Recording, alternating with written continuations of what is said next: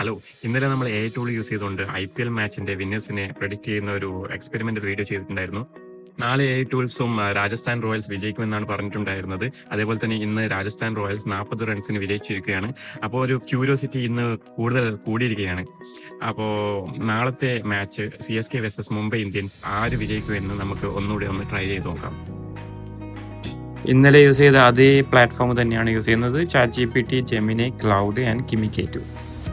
ആദ്യം തന്നെ ChatGPT-യോടാണ് ചോദിച്ചത്. അപ്പോൾ ChatGPT പറയുന്നത് മുംബൈ ഇന്ത്യൻസ് നാളത്തെ മാച്ചിൽ വിജയിക്കുമെന്നാണ്. ഇതൊരു 60-40% പ്രൊപ്പോർഷനായിട്ടാണ് പറയുന്നത്. ഇനി നമുക്ക് ജെമിനി നോക്കാം.